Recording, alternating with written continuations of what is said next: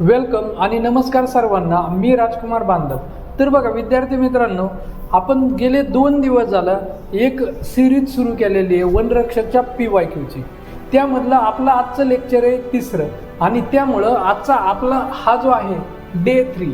पण जरी डे 3 असला तरी पण आज आपण डिस्कस करणार आहोत पहिल्या दिवसाच्या शेवटचे शिफ्टचे क्वेश्चन, म्हणजे जी इव्हिनिंग शिफ्ट आहे या इव्हिनिंग शिफ्टचे क्वेश्चन आपण काय करणार आहोत डिस्कस करणार आहोत. आता या शिफ्टचं ज्या वेळेस मी ॲनालिसिस केलं त्यावेळेस एक गोष्ट लक्षात आली की सकाळची जी मॉर्निंग शिफ्टला त्यांनी क्वेश्चन विचारले होते तोच सेम पॅटर्न फॉलो केला आहे इव्हिनिंगच्या शिफ्टला. त्यांनी फक्त बदल केला होता कोणत्या शिफ्टला, तर आपल्या आफ्टरनूनच्या शिफ्टला त्यांनी काय केला होता, बदल केला होता. तर नेहमीप्रमाणे जर का आपण बघितलं तर ग्रामर जे हे त्यांनी विचारलेले किती मार्कला, तर 14 मार्कला. इथे मी लिहितो ग्रामर यांनी विचारलेले 14 मार्कला. त्यानंतरून आपला जे होकॅब हे त्यांनी विचारलेले 12 मार्क्सला. आणि राहिला विषय पॅराजंबल्सचा. हे पॅराजंबल्स आपले दोन विचारले होते आणि ते किती मार्कला विचारले होते, 4 मार्क्सला विचारले होते. आता ग्रामरचे जर का आपण टॉपिक बघितले तर आर्टिकलवरती त्यांनी 2 क्वेश्चन विचारलेले तर म्हणजे 4 मार्कला. वर्बवरती पण त्यांनी 1 क्वेश्चन विचारला आहे म्हणजेच इथे 2 मार्कला विचारलेला आहे. त्यानंतर रिलेटिव्ह प्रोनाऊन वरती 1 क्वेश्चन विचारलेला आहे. त्यानंतर प्रिपोजिशनवरती पण 1 क्वेश्चन विचारला आहे. पॅराजंबल्स नेहमीप्रमाणे 2 विचारले तर आणि स्पेलिंग एरर जो आहे याच्यावरती 2 क्वेश्चन त्यांनी विचारलेले तर व्होकॅबमध्ये जर बघितलं तर इडियम्स ह्या 2 विचारलेल्या आहेत म्हणजे इडियमची संख्या त्यांनी वाढवलेली आहे. त्यानंतर सिनोनिम त्यांनी 1 विचारलेले, अँटोनिम परत एकदा 1 विचारले आणि वन वर्ड सबस्टिट्यूशन 2 विचारले. म्हणजे टोटल मार्क 4, 2, 6 आणि 4, 10 आणि 4, 14. मी तिथं 12 म्हणलो होतो पण टोटली व्होकॅबला त्यांनी काय केलेले तर 14 मार्कला व्होकॅब विचारलेले. म्हणजे थोडक्यात एक गोष्ट आपल्याला लक्षात येते की आपल्याला अभ्यास करताना व्होकॅब आणि ग्रामर यांना इक्वल दर्जा द्यावा लागणार आहे. फक्त ग्रामर केलं तर व्होकॅबचे मार्क जाणार होतं आणि फक्त व्होकॅब केलं तर ग्रामरचे मार्क जाणार होतं. आता व्होकॅब जे आहे ना हे व्होकॅब अनसर्टन आहे, त्यामध्ये कोणता क्वेश्चन येईल हे सांगता येत नाही. पण मी जसं सांगितलं की इडियम्स आणि वन वर्ड सबस्टिट्यूशन यांच्या आपण पिक्टोरियल व्होकॅब बनवलेले आहेत आणि सर्व ज्या व्होकॅब आहेत ना त्या इम्पॉर्टंट व्होकॅब आपण तिथून काय केलेले आहेत उचललेल्या आहेत. म्हणजे TCSने आतापर्यंत ज्या काही एक्झाम घेतलेल्या आहेत त्यामधल्या इडियम्स आणि वन वर्ड सबस्टिट्यूशन आणि फ्रेजेस हे आपण काय केलेले आहे तिथून उचललेले आहेत. त्यामुळं एक पॉसिबिलिटी जास्त आहे की याच व्होकॅब म्हणून ते काय करतील, क्वेश्चन करतील. कारण TCS जरी असलं तरी ते व्होकॅब काय करतं, रिपीट करतं. सो व्होकॅबचा जो प्रॉब्लेम आहे तो आपल्या बॅचमध्ये क्लिअर होणार आहे. आणि ग्रामरचं तुम्ही अजिबात टेन्शन घ्यायचं नाही. ग्रामरला तुमचा एकही मार्क जाणार नाही आणि पॅराजंबलला तुमचा एकही मार्क जाणार नाही. सो तुम्हाला जर का व्यवस्थित बॅच केली तुम्ही तर नक्कीच चांगले मार्क पडणार आहेत. आता आपण काय करू, डायरेक्ट पहिला जो क्वेश्चन आहे या पहिल्या क्वेश्चनला काय करू, सुरुवात करू. आणि पहिलाच क्वेश्चन त्यांनी विचारलेला आहे पॅराजंबलचा. आता हे जे पॅराजंबल आहे का नाही, ह्या पॅराजंबलमध्ये मी सांगणार आहे तुम्हाला ट्रिक नंबर 1. ठीक आहे.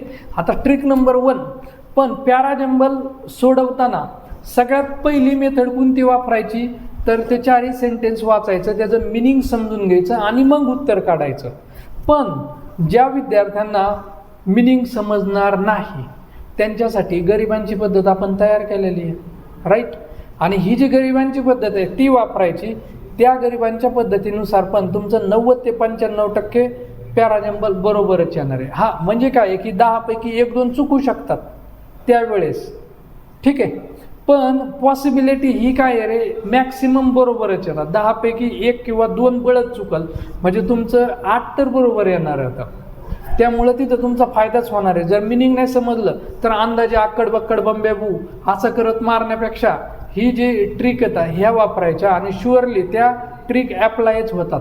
म्हणजे खरं तर पॅराजंबल सोडवण्यासाठीच त्या बनवलेल्या होत्या. ओके. मग आता बघा इथं पॅराजंबल दिलेलं आहे. तुम्हाला मी सांगितलेलं आहे पॅराजंबलमध्ये सगळ्यात पहिल्यांदा तुम्ही पहिलं लेटर, पहिला जो शब्द आहे, पहिला वर्ड तुम्ही काय करायचा बघायचा. इथं पहिला वर्ड कोणता आहे, शी आहे. त्यानंतर इथं काय दुसरा आहे फ्लोरेन्स नाइटिंगेल. त्यानंतरून अगेन आहे शी, त्यानंतरून आहे हर. ओके, पहिला शब्द हे केला. त्यानंतरून दुसऱ्यांदा आपण ऑप्शन बघायचे. ऑप्शनमध्ये ए आहे, बी आहे, डी आहे, म्हणजे चारही ऑप्शनमध्ये आपल्याला जर का बघा काही पॅराजंबलमध्ये काय केलेलं असतं, सुरुवातीचं डी डी डी दिलेलं असतं, मग त्यावरून आपल्याला पहिलं सेंटेन्स शोधायची गरज नाही आहे ना. मग आता बघा इथं तुम्हाला मी ट्रिक नंबर 1 सांगणार आहे. आता ट्रिक नंबर 1 काय आहे बघा, की इथं मी लिहिलेलं आहे नाऊन आणि इथं काय लिहिलेलं आहे प्रोनाऊन. काय लिहिलेलं आहे प्रोनाऊन. आणि हे जे पॅराजंबल आहेत ना, हे पॅराजंबल सोडवण्यासाठी आपल्याला ग्रामरचे रूलच यूज करतात, म्हणजे रूलच यूज करावे लागतात. त्यामुळे ना ग्रामरच्या सेक्शनमध्ये पण आपण पॅराजंबल ॲड केलं ना तर खरं तर ग्रामर जे ते जवळजवळ 17 ते 18 मार्कला जाणार आहे. ठीक आहे, पण एनिवे आपल्याला काही टेन्शन घ्यायचं नाही आहे. आता नाऊन लिहिलेलं आहे मी इथं. नाऊन म्हणजे काय, एका शब्दामध्ये नाऊन म्हणजे तुमच्या डोळ्यासमोर असं चित्र आलं पाहिजे. मी जर का म्हणलं रश्मिका मांदना, डोळ्यासमोर कोण येणार आहे, रश्मिका मांदना येणार आहे. मी जर का बोललो सचिन तेंडुलकर, डोळ्यासमोर कोण येणार आहे, सचिन तेंडुलकर येणार आहे. मी जर बोललो महेंद्रसिंग धोनी तर महेंद्रसिंग धोनी येणार आहे. मी जर का बोललो हिमालय माउंटेन तर तुम्हाला ते हिमालय माउंटेनचं चित्र डोळ्यासमोर येणार आहे, आणि त्याला आपण काय बोलायचं आहे, नाऊन बोलायचं. आता प्रोनाऊन म्हणजे काय, जे नाऊनच्या इन्स्टेड ऑफ नाऊन जो वर्ड यूज केला जातो त्याला आपण काय बोलायचं आहे, प्रोनाऊन बोलायचं आहे. ठीक आहे, मग ज्या वेळेस पॅराजंबलमध्ये नाऊन पहिला शब्द म्हणतोय, हा पहिला शब्द नाऊन आणि प्रोनाऊन येईल, नाऊन आणि प्रोनाऊन येतील, त्यावेळेस कायम आणि कायम लक्षात ठेवायचं की अगोदर आपण प्रोनाऊनच घ्यायचं. सॉरी चुकला, परत एकदा सांगतो. ज्या वेळेस पॅराजंबलमध्ये नाऊन आणि प्रोनाऊन असेल त्यावेळेस आपण अगोदर नाऊनला घ्यायचं आणि त्यानंतरून कुणाला घ्यायचं, प्रोनाऊनला घ्यायचं. म्हणजे सगळ्यात पहिल्यांदा नाऊन येणार आणि त्यानंतरून कुणाची बारी येणार आहे, प्रोनाऊन. म्हणजे इथं जर का मी एखादं नाव घेतलं, समजा इथं मी नाव घेतलं दिव्या, आता दिव्या नाव घेतलं, हे काय रे नाऊन आहे माझं, आणि इथं जर का शी असेल तर बघा मी काय करणार आहे, पहिलं सेंटेन्स कुणाचं घेणार आहे, दिव्याचं घेणार आहे, आणि दुसरं सेंटेन्स कुणाचं घेणार आहे, शी या प्रोनाऊनचं घेणार आहे. आता प्रोनाऊन मध्ये सब्जेक्ट प्रोनाऊन कोणते तर 8. बघा पहिल्या लेक्चरपासून मी सांगतोय 8 सब्जेक्ट प्रोनाऊन आहेत. कोणते, I, we, he, she, it, you, you आणि दे, हे आपले 8 सब्जेक्ट प्रोनाऊन होतं. सो एक ट्रिक नंबर 1 काय, याला मी लिहितो इथं ट्रिक नंबर 1. आणि ट्रिक नंबर 1 काय, जर का पहिला शब्द नाऊन किंवा प्रोनाऊन आला तर आपण नाऊनला प्रेफरन्स द्यायचा. ठीक आहे, चलो आता आपल्या एक्झाम्पलकडे येऊ. एक्झाम्पलमध्ये बघा इथं बघा शी हे काय प्रोनाऊन आहे, त्यानंतर फ्लोरेन्स नाइटिंगेल. आता हे नाऊन आहे बरं का, हे काय आहे, नाऊन आहे. आपण म्हणतो हे काय आहे, पण तिकडले फॉरेनमधले हे नाव असेच असते तर, म्हणून हे काय आहे, नाऊन आहे. शी हे पण काय आहे, प्रोनाऊन आहे. आणि हर हे काय आहे रे, तर हे ऑब्जेक्ट प्रोनाऊन आहे. काय आहे, ऑब्जेक्ट प्रोनाऊन. शी त्याचं काय होतं रे, शीचं हर होतं ऑब्जेक्ट प्रोनाऊन, माहिती आहे ना, हर. अरे बघा I, me, we, us, you, you, he, him, she, her येतं ना, मग ते. आता हे ऑब्जेक्ट प्रोनाऊन आहे, म्हणजे आपण त्याच्या डिटेलमध्ये नाही घुसत, आपण फक्त प्रोनाऊन लिहतो. ओके, चला नाऊन सापडलं आहे का नाही, बी, म्हणजे बीचं माझं सेंटेन्स काय आहे पहिलं. मग बी सगळ्यात सुरुवातीला असणार आहे बघा, हे ऑप्शन गेला, आणि हा पहिला आणि दुसरा आणि तिसरा ऑप्शन तर माझा कट झालेला आहे. आता राहिलेला आहे बी ए आणि बी डी हे राहिलेलं आहे. ठीक आहे, आता ह्या दोन्हीपैकी मला आन्सर काढायचं आहे. मग त्यासाठी मला काय करावं लागणार आहे, हे सेंटेन्स वाचावं लागणार आहे. काय दिलेलं आहे बघा, Florence Nightingale was born on 12 May 1820 in Florence, Italy. ठीक आहे, त्यानंतरून सेंटेन्स काय आहे, she remain unmarried and devoted her life to serving poor and sick. म्हणजे अनमॅरिड राहिलेले, आता म्हणजे हे समजा यंगस्टरच्या पुढं गेलं, समजा म्हणजे एजच्या पुढं बरंचसं एज झालं. She would then spend time taking care of her injured dolls and animal, आणि her interest in nursing was evident from childhood. आता बघा इथं मॅरिड आणि चाइल्डहूड ह्या दोन काय येतात, स्टेट येतात. त्यामधली कोणती स्टेट अगोदर असते? चाइल्डहुडची स्टेट अगोदर असते आणि मॅरिडची स्टेट ही नंतर असते, बरोबर आहे. आणि जुन्या काळामध्ये वेगळं होतं की त्या काळामध्ये पाळण्यात लग्न लावायचे, ते विषय राहिला आहे का? आता विषय नाही आहे. पण चाइल्डहुड ही जी स्टेट आहे पहिल्यांदा, आणि मॅरिड म्हणजेच काय, यंग ही स्टेज नंतरून येते. सो आपण इथं चाइल्डहुड स्टेजला प्रेफर देणार आहोत, आणि त्यामुळं माझं 2 नंबरचं सेंटेन्स डी पाहिजे. मग सेंटेन्स कसं होणार आहे? Florence Nightingale was born on 12 May 1820 in Florence, Italy. Her interest in nursing was evident from childhood. म्हणजे बी नंतरून डी पाहिजे, आणि बी नंतरून डी असणारा ऑप्शन माझा काय आहे? 4 नंबर आहे. आणि म्हणून माझं उत्तर काय येणार आहे? Option number 4. बाकीच्या ऑप्शनचा काही सवालच येत नाही आहे. हे तर संपला. मग आता हे जर पहिलं पॅराजंबल होतं, ह्याच्यावरून आपल्याला ट्रिक नंबर 1 क्लिअर झालं का? चलो दुसरा क्वेश्चन. Select the option. मी सांगितलेलं आहे वरचं काय वाचायचंच नाही आहे तुम्हाला. इथं जर का 1 वर्ड सबस्टिट्यूट ह्याला नजर मारता आली तर मारा. इथं काय दिलं आहे? The soldier got down from the horse and salute his commander. आणि इथं ऑप्शन दिलेले, तर ह्या गॉट डाऊन याच्यावरती काय असणार आहे? अलाइटेड, अलाइन, अबॅन्डन आणि असेंडेड असं दिलेलं आहे. आता बघा, गॉट डाऊन याचं मिनिंग काय? डाऊन म्हणजे काय? खाली येणे. डाऊन म्हणजे काय? खाली येणे, राईट. तर गॉट डाऊन ही जी आहे ना फ्रेज, गॉट डाऊन ही जी फ्रेज आहे तिथं 1 वर्ड सबस्टिट्यूट दिलेलं आहे, पण फ्रेज आहे. आता गॉट डाऊन ही जी फ्रेज आहे ना, या फ्रेजचं मिनिंग काय आहे? तर एखादा माणूस आहे, म्हणजे तो जो सोल्जर आहे तो काय झालेला आहे? घोड्यावरून उतरला, त्यानंतरून असा स्थिर झाला, आणि त्यानंतरून सोल्जरला त्याने काय केलेलं आहे? सॅल्यूट, म्हणजे त्याच्या कमांडरला त्याने काय केलेलं आहे? सॅल्यूट मारलेला आहे. मग तुम्हाला एक इमेज दिसत असेल बघा, त्यामध्ये काय झालेलं आहे की काही लोक ट्रेनमधून उतरतायत आणि काही लोक चढलेले आहेत, चढतायत, पण प्लॅटफॉर्मवरती काही लोक उतरून असे थांबलेले आहेत. मग त्याला आपण म्हणायचं अलाइटेड. काय म्हणायचं? अलाइटेड. आणि अलाइटेड म्हणजेच काय? Got down. बघा मिनिंग काय आहे की उतरून, म्हणजे जे एखादे वाहन आहे, या वाहनामधून उतरून थोडंसं स्टेबल व्हायचं, याला आपण म्हणायचं गॉट डाऊन. ओके. आणि त्याचंच सिनोनिम किंवा त्याचंच जवळचं मिनिंग काय आहे? अलाइटेड. आणि म्हणून इथं 1 नंबरचं ऑप्शन हेच माझं काय उत्तर आहे? अलाइटेड हेच माझं काय उत्तर आहे. आता अलाइन म्हणजे काय? एका लाईनमध्ये अलाइन करतो आपण, म्हणजे एका मागोमाग एक, याला म्हणायचं अलाइनमेंट. काय म्हणायचं? अलाइनमेंट. आणि अलाइनमेंट हे काय तिथं उत्तर नाही आहे, तर गॉट डाऊन ह्याचं उत्तर काय आहे? ऑप्शन नंबर 1, आणि दॅट इज अलाइटेड. ठीक आहे. आता नेक्स्ट आहे, select the most appropriate, fill in the blank. आहे I have never dad seen his tall talk. हा क्वेश्चन जो आहे ना, हा एकदम हार्ड लेवलचा क्वेश्चन आहे. आता बघा, हा क्वेश्चन आपण ग्रामरच्या मदतीने सोडवू शकतो. आणि दुसरं म्हणजे मिनिंग आहे, हा व्होकॅबचा क्वेश्चन आहे. जरी आपण ग्रामर म्हणत असलो तरी हा व्होकॅबचा क्वेश्चन आहे. कसा बघा, तर इथं हॅव दिलेला आहे, आणि कालच्या लेक्चरमध्ये सांगितलं होतं हॅवचा जोडीदार नेहमी कोण असतो? व्ही3. मी सांगितलं ना रे, दिलवाले, या दिलवालेला 2 भाऊ असते, तर ING वाले आणि दुसरा कोणता? H वाले. आता ING वाले जे येतं ते म्हणजे कोण येतं? आपले V4.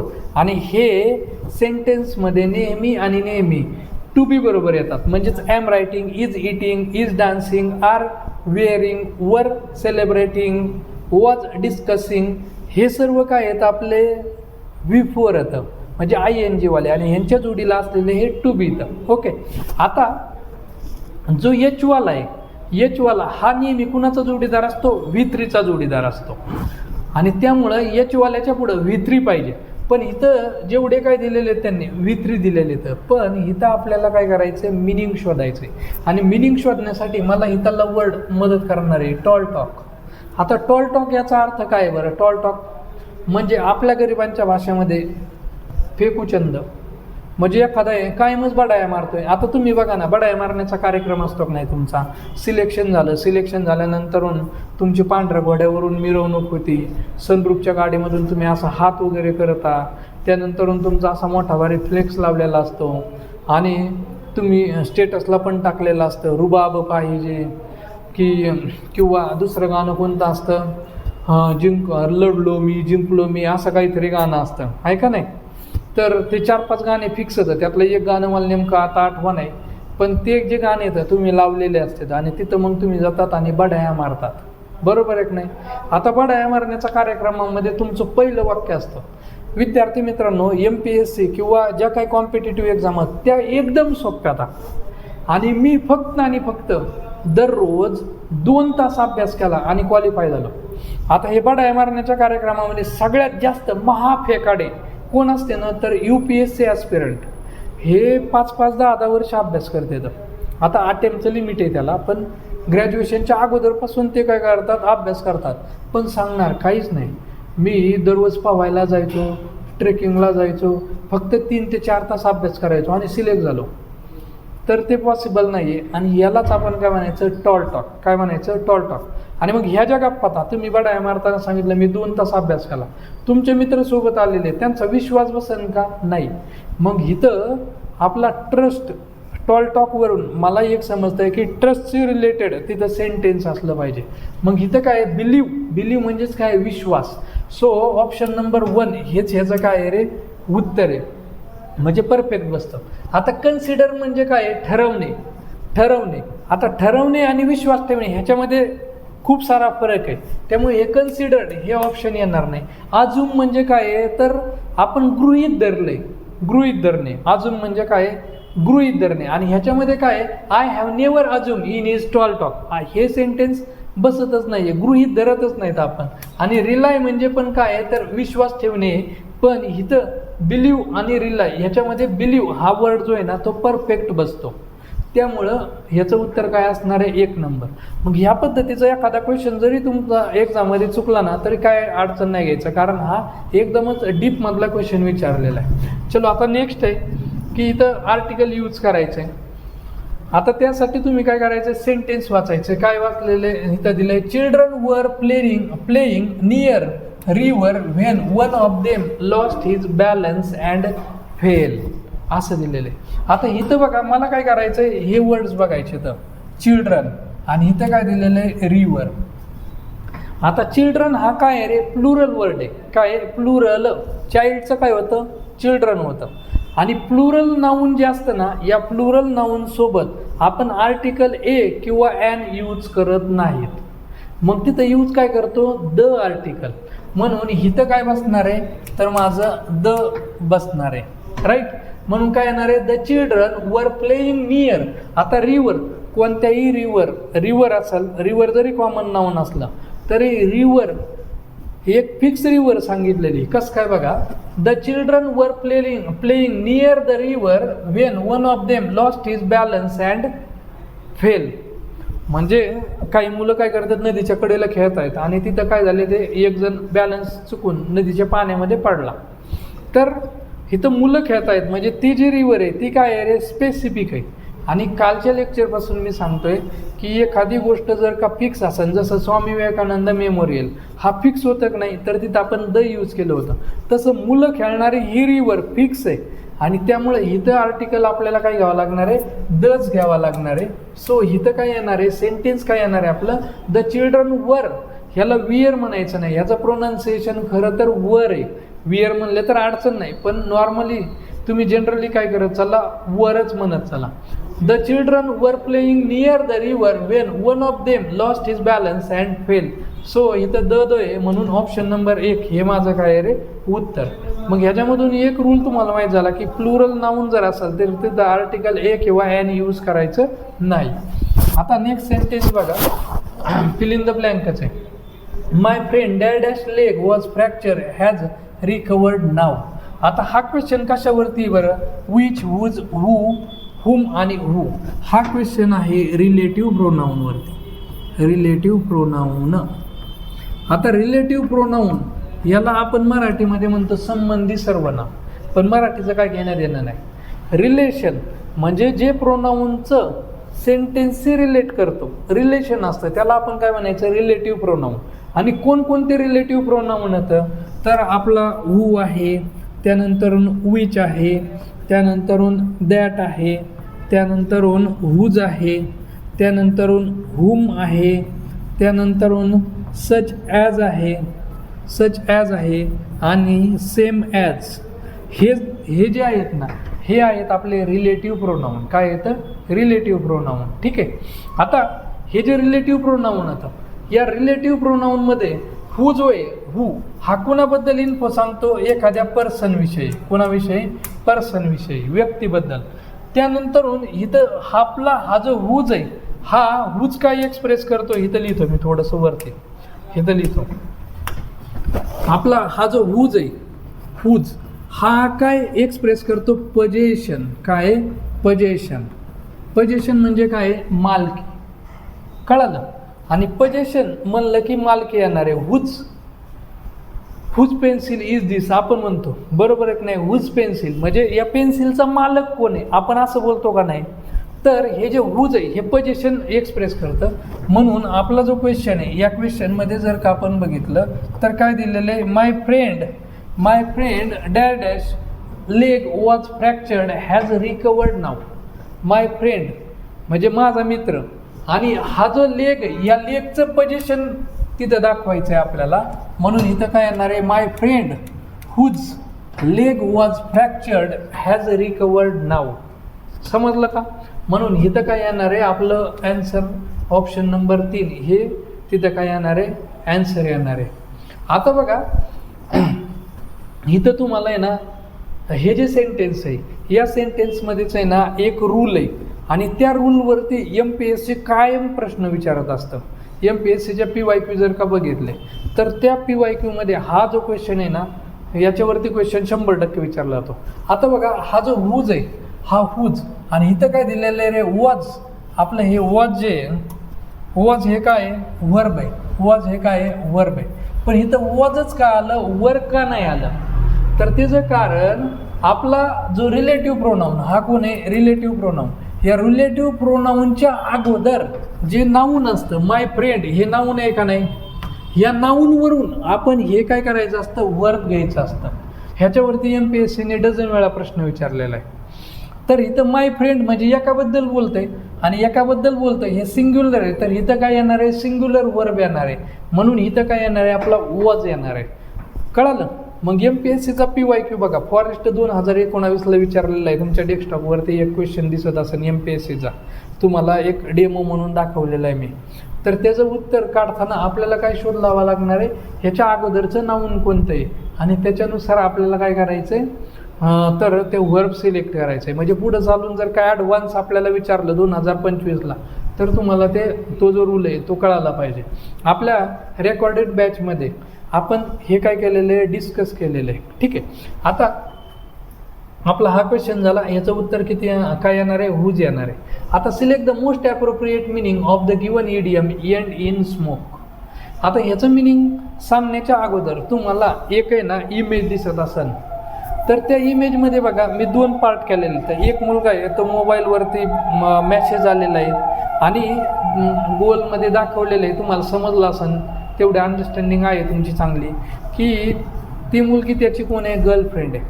म्हणजे पुढं पुस्तक आहे, हा अभ्यास करण्याच्या ऐवजी गर्लफ्रेंडबरोबर चॅटिंग करतोय, इंस्टाग्रामच्या रील पाहतोय, यूट्यूब शॉर्ट्स पाहतोय. ओके. आणि त्यामुळं खालच्या इमेजमध्ये बघा त्याचा MPSCचा रिझल्ट जो आहे तो कसा झाला आहे रे? फेल झालेला आहे. फेल झालेला आहे म्हणजे काय?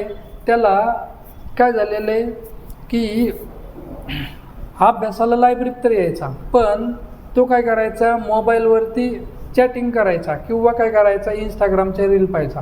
त्यामुळं एक्झाममध्ये कोणता पॉझिटिव्ह रिझल्ट येणार आहे का? नाही येणार. म्हणजे फायनली तो काय झालेला आहे? एंड इन स्मोक झालेला आहे. म्हणून एंड इन स्मोक म्हणजे काय आहे? तर to have no positive result. समजलं?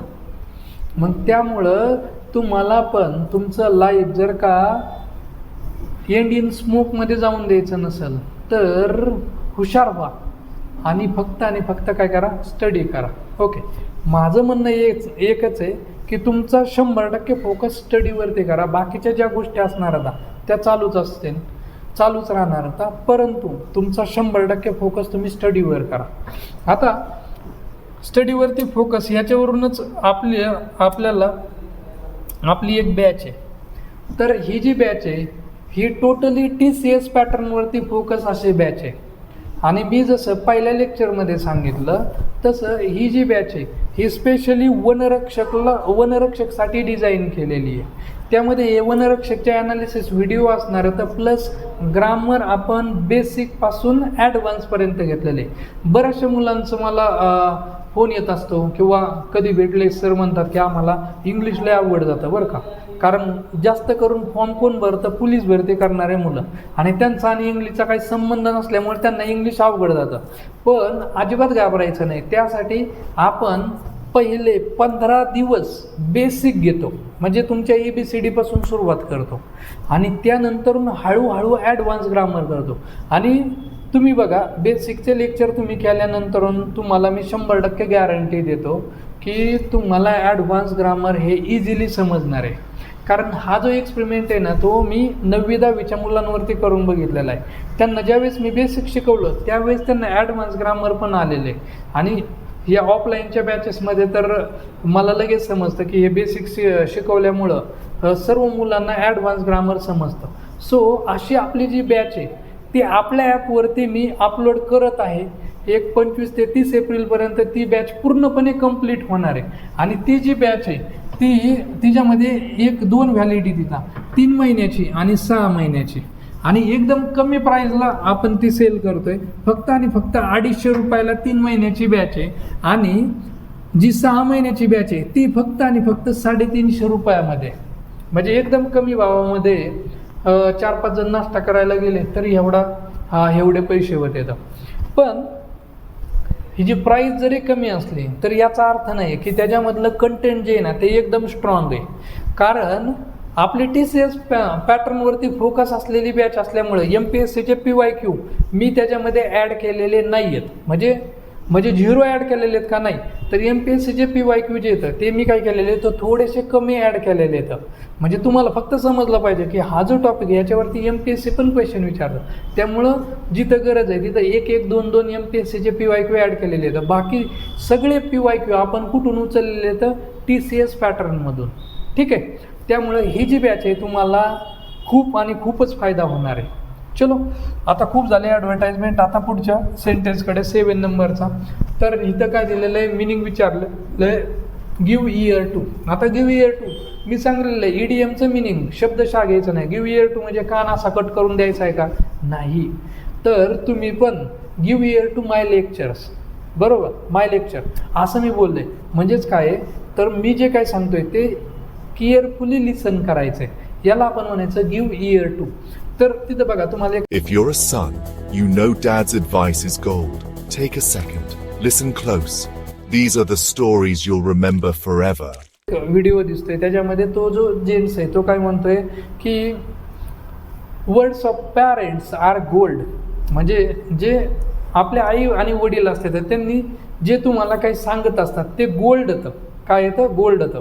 आणि ते तुम्ही काय करत चला त्या वर्ड्सकडे always give ear to these words. म्हणजेच काय आहे तर ते जे वर्ड येतं ते काय करत चला लिसन केअरफुली.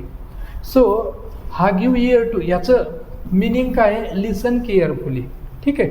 आणि इथून पुढच्या लेक्चरला पण मी कन्सिडर करतो की तुम्ही काय करताल, ear to, give ear to me असं करताल. सो लिसन केअरफुली याचं मिनिंग आहे. आता पुढे काय, honorary degree was confirm on the action for his contribution to cinema. आणि इथं विचारलेले आर्टिकल A आणि N. आता अगेन पहिल्या लेक्चरमध्ये मी सांगितलेलं आहे, काय सांगितलेलं आहे की जर का AEIOU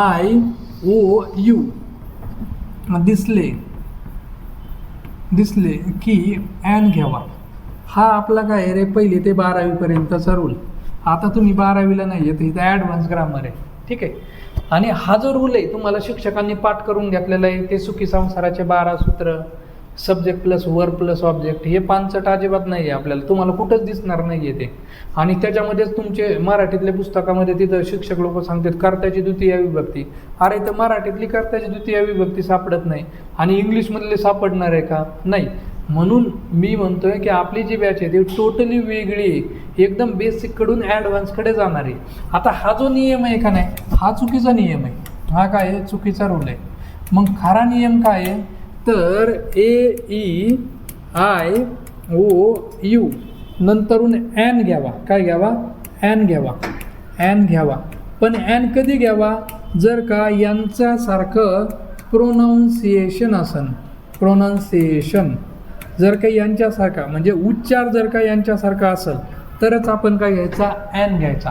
आता आपल्या एक्झाम्पलकडं जर का आपण आलो तर इथं काय दिसतोय? जर का आता बघा तुम्ही, जर का तो तुमचा 12वीपर्यंतचा रूल वापरला तर तुमचं उत्तर चुकणार आहे.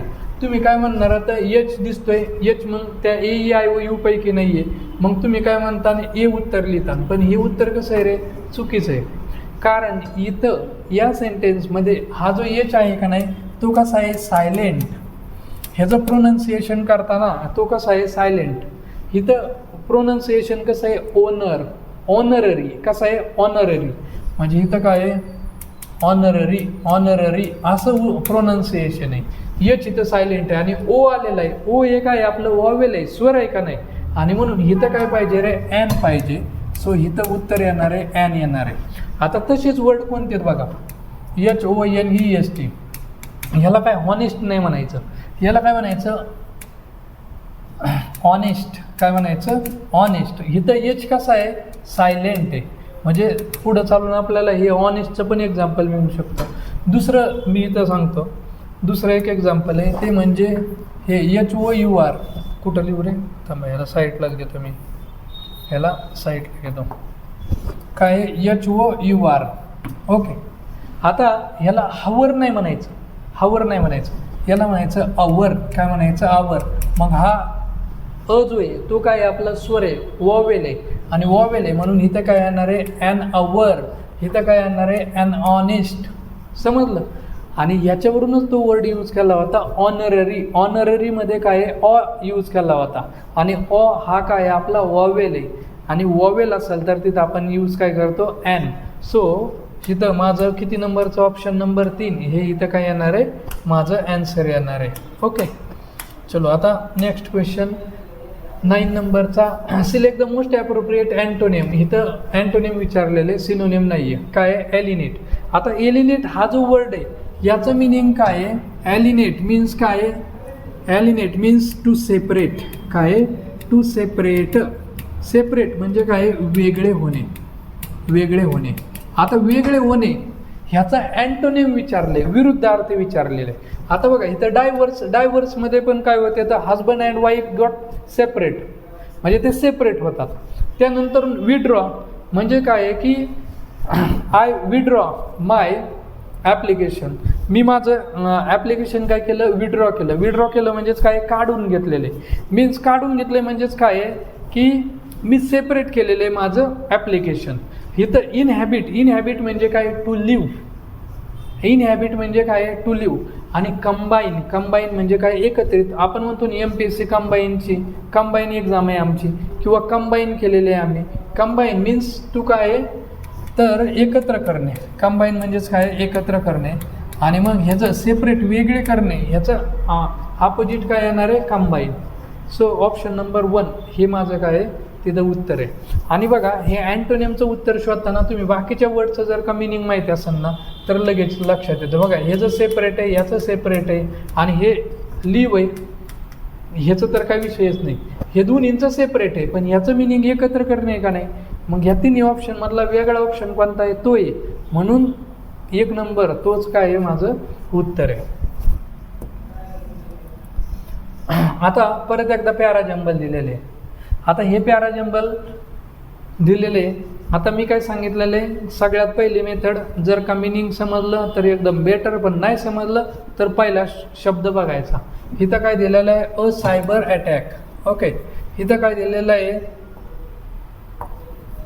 इथं दिलेलं आहे हाऊ एव्हर. इथं काय दिलेलं आहे? इट. आणि इथं काय दिलेलं आहे? वी. ओके असं दिलेलं आहे. आता इथं बघा वी आणि इट आणि हाऊ एव्हर आणि सायबर अटॅक. पण आपण काय करायचं आहे? ऑप्शन बघायचे. ऑप्शनमध्ये बघा सगळ्यांमध्ये डी आणि ह्याच्यामध्ये काय आहे रे? इथं पण काय आहे? इथं टायपिंग करताना चुकलेलं आहे. BBCA नाही आहे. इथं काय आहे? DBCA असं आहे. ह्या बीच्या ऐवजी काय आहे? डी आहे. म्हणजे ह्या प्रत्येकाच्या ठिकाणी काय आहे रे? डी आणि डी. म्हणजे पहिला जे वर्ड आहे तो काय आहे? डीच आहे. आता मी काय करतो, ह्याला इकडे घेतो थोडंसं, ह्याला झूम आउट करतो आधी. ओके. आता एक गोष्ट मला काय कळाली बरं, पहिलं सेंटेन्स माझं डी आहे, म्हणजे हे पहिलं सेंटेन्स आहे. ओके, हे पहिलं सेंटेन्स आहे, क्लिअर झालं. आता बघा, हे जे वी आहे, हा वी पण काय आहे, प्रोनाऊन, आणि त्या प्रोनाऊन नंतरून मग कोण येणार आहे, we can not imagine today's life without the internet, हे असं सेंटेन्स आहे. सी काय आहे, it has revolutionize the way we communicate. B काय आहे, however with the increase in dependence on the internet the risk of cyber attacks has also increased. आणि त्यानंतर काय, a cyber attack is malicious attempt to access a damaged computer system, network or devices. आता इथं बघा, cyber अटॅकचं नाव आलं होतं आणि ह्याच्याबद्दल डिटेलमध्ये इन्फॉर्मेशन कुणामध्ये दिलेली आहे, ए मध्ये दिलेली आहे. म्हणजेच मला एक गोष्ट कळत आहे की बी नंतरून ए पाहिजे. काय पाहिजे, बी नंतरून ए पाहिजे. मग बी नंतरून ए कुठं कुठं दिलेलं आहे, तर इथं बघा, ह्याच्यामध्ये बी नंतरून ए दिलेलं आहे आणि इथं बी नंतरून सी दिलं आहे, म्हणजे हा ऑप्शन चुकीचा आहे. इथं पण सी नंतरून ए, म्हणजे हा ऑप्शन पण चुकीचा आहे. आता इथं काय आहे, बी नंतरून ए दिलेलं आहे आणि इथं सगळ्यात शेवटी काय दिलेलं आहे, सी दिलेलं आहे. मग आता ह्या दोन्हीपैकी उत्तर नेमकं कोणतं आहे, तर बघा, we can not imagine today's life without internet, त्यानंतरून सी घेतला, it has revolutionize the way we communicate, म्हणजे इंटरनेटबद्दल बोललोत आणि इथं काय दिलेलं आहे, इंटरनेटच्या आणखीन ॲडिशनल इन्फॉर्मेशन दिलेली, म्हणजे डी नंतरून सीच पाहिजे. म्हणून ऑप्शन नंबर 3 हे माझं इथं काय येणार आहे, उत्तर येणार आहे. ठीक आहे, म्हणून काय येणार आहे, we can not imagine today's life without internet, it has revolutionize the way we communicate, आणि त्यानंतरून बी हाऊ एव्हर येणार आणि शेवटी काय येणार आहे, माझं ए येणार आहे. तर 3 नंबर फिक्स उत्तर आहे आपलं. 3 नंबर हेच काय असणार आहे तिथं उत्तर. आता हे विचारलेलं आहे प्रेपोजिशनवरती. हा क्वेश्चन कशावरती आहे, प्रेपोजिशन.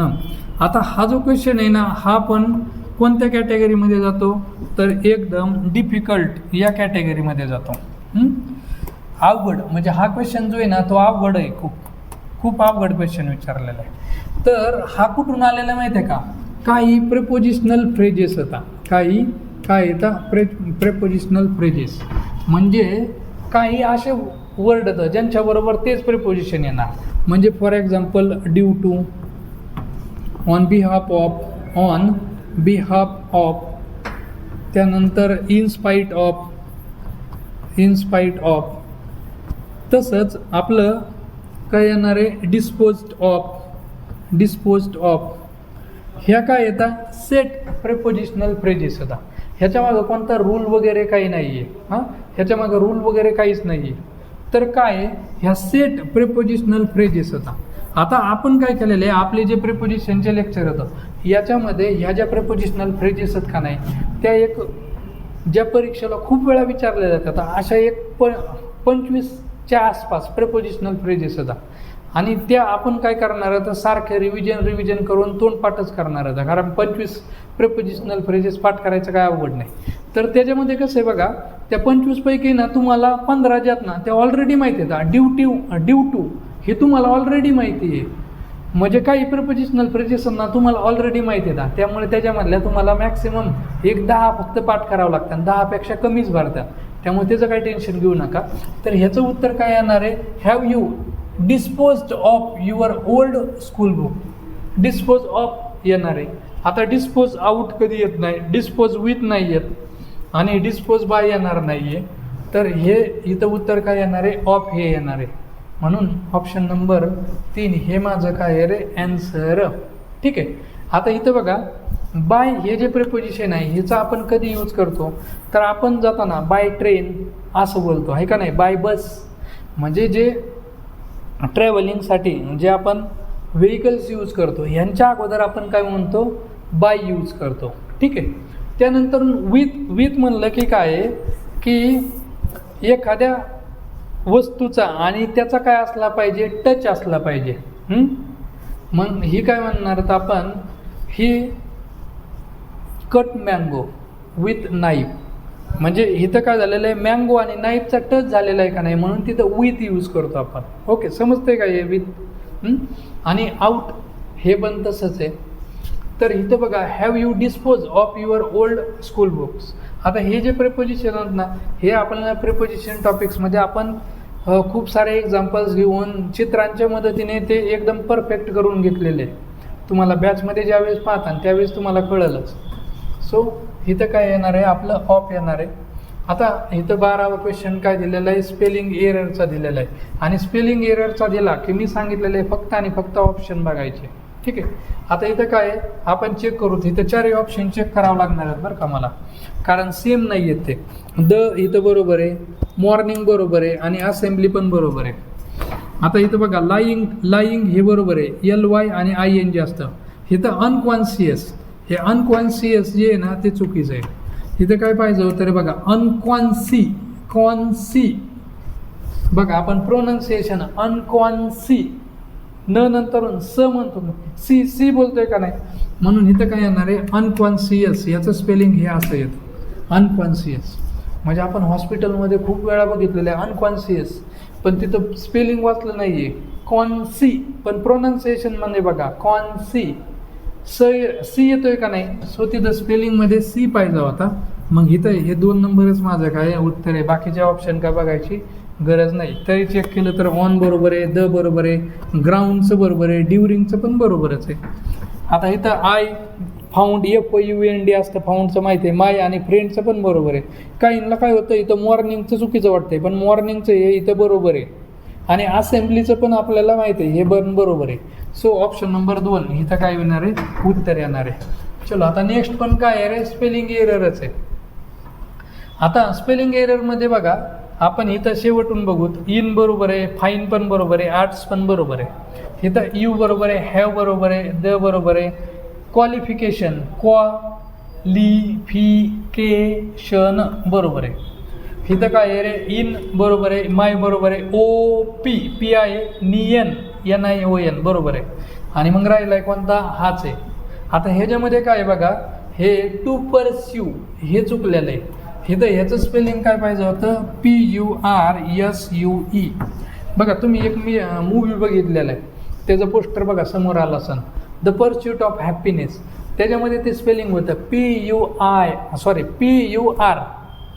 तर त्या म्हणजे मूवी, इंग्लिश मूवी पाहताना तुम्ही ते पोस्टर वगैरे बघत चला जराशे, म्हणजे कधी कधी त्याचा पण कुठं पण उपयोग होतो. सो ऑप्शन नंबर 1 इथं काय माझं उत्तर आहे.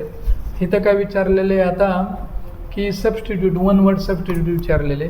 Wien I was abroad I had a strong desire for home cook food.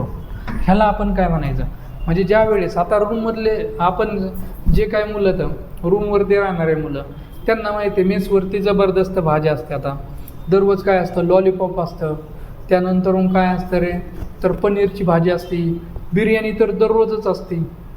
आता बघा लॉलीपॉप म्हणजे ते वांग्याची भाजी, त्याला असा देठ असतो ना, असतं ना.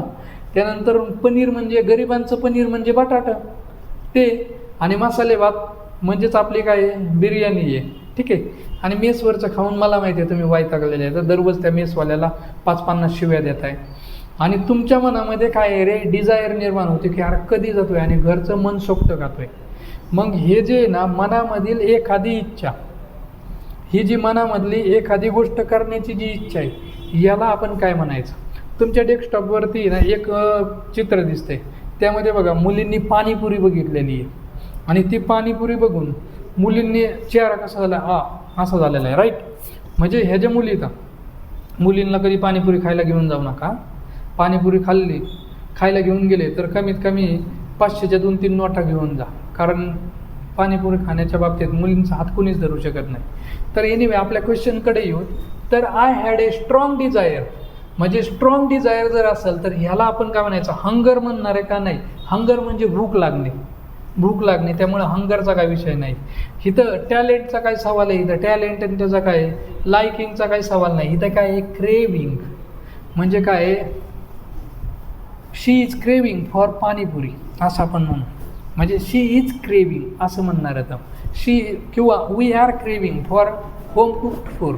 क्रेविंग म्हणजे काय, स्ट्रॉंग डिझायर असणे. सो इथं उत्तर काय येणार आहे 4 नंबर आपलं क्रेविंग. आता शेवटचा क्वेश्चन काय आहे तर सिनोनिम्स आहे आणि कालमिटी. हा खूप वेळा विचारलेला आहे आणि खूप वेळा न्यूजपेपरमध्ये येतो. हा कालमिटी पावसाळ्याच्या दिवसामध्ये फ्लड आहे, अर्थक्वेक आहे, ऑल दीज आर कालमिटीज. आणि ह्या ज्या कालमिटीज येतात त्यामुळे आपला खूप सारा लॉस होतो. So the synonym of calamity is disaster. आणि म्हणून इथं उत्तर काय येणार आहे ऑप्शन नंबर 4. आता वंडर म्हणजे काय आश्चर्य, मिरॅकल म्हणजे जादू आणि हर्डल म्हणजे काय अडथळा. आता कालमिटीमुळं काय कालमिटी आणि हर्डल याचा काय संबंधच येत नाही आहे. कालमिटी मग त्या नॅचरल असू शकतात. Earthquake is a natural calamity, snowfall, earthquake, floods, all these are natural calamities. So the synonym to the calamity is disaster. तर हे होते आपले 15 क्वेश्चन आणि इथं आपलं लेक्चर संपत आहे.